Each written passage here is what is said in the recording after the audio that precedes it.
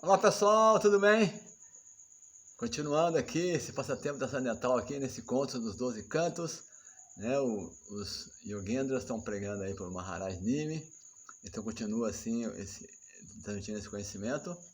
Ele fala assim: quando alguém se ocupa seriamente no serviço devocional, a personalidade de Deus, fixando os pés de lótus do Senhor em seu coração, como a única meta da vida, ele pode destruir os inúmeros desejos impuros alojados no coração como resultado de seu trabalho frutivo anterior, dentro dos três mundos da natureza material. Quando o coração se purifica dessa maneira, pode-se perceber diretamente que tanto o Senhor Supremo quanto o próprio Eu são entidades transcendentais. Assim a pessoa se torna perfeita em compreensão espiritual através da experiência direta, assim como alguém pode ter experiência direta do brilho do sol através de uma visão normal e saudável. Então a autorrealização é uma experiência direta, assim como você vê o sol, você vai perceber a alma espiritual que você é, vai perceber a suprema personalidade de Deus. Incrível, né? Que você fala, né? Pratyakshavagamam Dharmam, né? Susukam, né? Cartoon, que esse conhecimento é direto, né? Você percebe diretamente, né? O rei Nimi disse, aí o rei Nimi vai perguntar: ó grandes sábios, por favor, explicai-nos o processo de Karma Yoga. Purificada por este processo de dedicar seu trabalho prático ao Supremo, a pessoa pode livrar-se muito rapidamente de todas as atividades materiais, mesmo nesta vida, e assim desfrutar a vida pura na plataforma transcendental. Então, essa aqui é mais uma pergunta, né, do rei Nimi, né, para os Yogendras. Vamos ver quem vai responder agora. Ele continuou perguntando. Certa vez, no passado, na presença de meu pai, Maharaj Ikshwaku, apresentei uma questão semelhante a 4 grandes sábios, que eram filhos do Senhor Brahma, mas eles não responderam a minha pergunta. Por favor, explicai-me o motivo. Ele fez essas perguntas para os 4 Kumaras, olha aí. Então, Siddhasiddhata Swami, ele fala, os filhos de Brahma refere-se aos 4 Kumaras, exatamente, cabeçados por Sanaka Rishi. Ele quer saber por que ele não explicar para ele o conhecimento.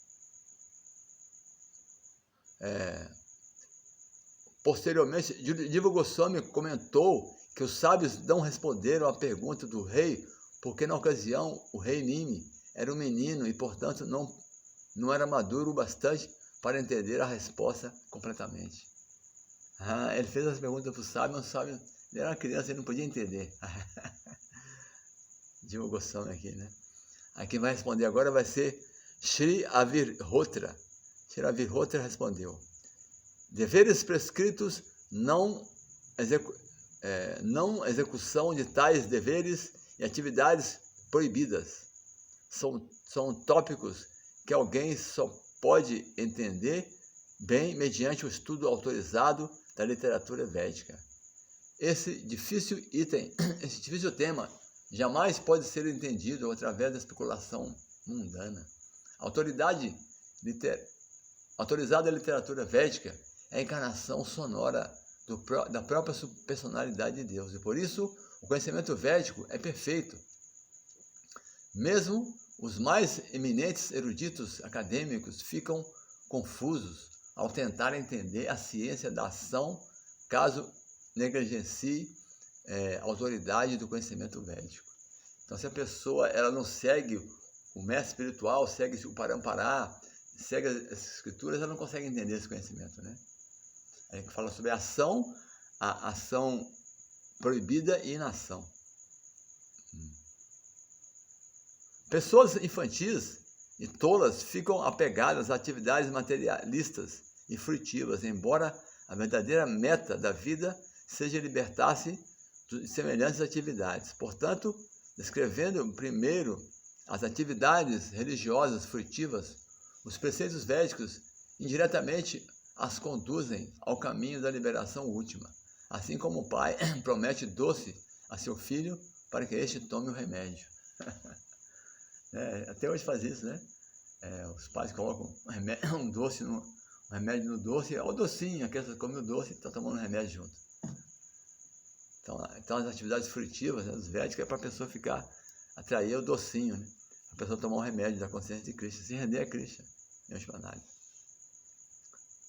Se uma pessoa ignorante, que não conquistou os sentidos materiais, não se mantiver fiel aos preceitos védicos, de certo, se ocupará em atividades pecaminosas e religiosas. Dessa maneira, sua recompensa será repetidos nascimentos e mortes. Se a pessoa não consegue conquistar os sentidos materiais, ela vai executar atividades, né, irreligiosas, não védicas, né, e vai ganhar nascimento e morte. Através da execução desapegada de atividades reguladas prescritas nos Vedas, e do oferecimento dos resultados de tal trabalho ao Senhor Supremo, alcança-se a perfeição, ou seja, libertar-se do cativeiro do trabalho material. Os resultados frutivos materiais oferecidos nas escrituras reveladas não são a verdadeira meta do conhecimento védico, senão o que visam a estimular o interesse do executor. Então, todas essas recompensas materiais, né, frutivas, é só para a pessoa ficar estimulada a continuar, assim, é só um tira-gosto. Na realidade, a meta não é essa, né? Quem deseja cortar o mais rápido possível o nó do falso ego que ata a alma espiritual deve adorar o Senhor Supremo, Keshava, através das regulações encontradas nas literaturas védicas, tais como os Tantras. Aí continua, após banhar-se, purificar o corpo mediante pranayama, bhutami e outros processos, e marcar o corpo com tilaka sagrada para evocar a proteção, a pessoa deve sentar-se em frente à deidade e adorar a suprema personalidade de Deus. Aqui está falando como é que a pessoa deve executar, né, o processo. O devoto deve reunir todos os ingredientes disponíveis para adoração à deidade. Então aqui está falando um processo específico, né, que a pessoa ela deve executar, adotar, né? Porque aí fala, eu falei anteriormente, que a pessoa tem que obter a misericórdia do mestre espiritual que revela ao discípulo os preceitos das escrituras védicas. O devoto deve adorar a suprema personalidade de Deus sob a forma pessoal específica do Senhor, que o devoto considera mais atrativa. Então, sob a ordem do mestre espiritual é que você pode executar os processos, você pode praticar as escrituras, seguir os preceitos védicos, né? Aí você vai adorar, vai se atrair para uma forma de Krishna que mais, né, uma forma mais atrativa para você, né? Então, continuando, o devoto deve adorar a deidade ali. O devoto deve, então, colocar a deidade no lugar apropriado, sob os aspectos físicos, quanto sua própria mente deve concentrar sua atenção e marcar o coração e outras partes do corpo da deidade com tilaka. Depois deve oferecer adoração com mantras adequados. Deve adorar a deidade com cada um dos membros do seu corpo transcendental. Em cada um, assim. O adorador deve absorver-se plenamente e meditar sobre si mesmo como eterno servo do Senhor e deve assim adorar perfeitamente a deidade, lembrando que a deidade também está situada dentro do seu coração. Então ele tem que lembrar que a deidade está no coração. Porque aí quando ele for, esse é um ponto importante, né?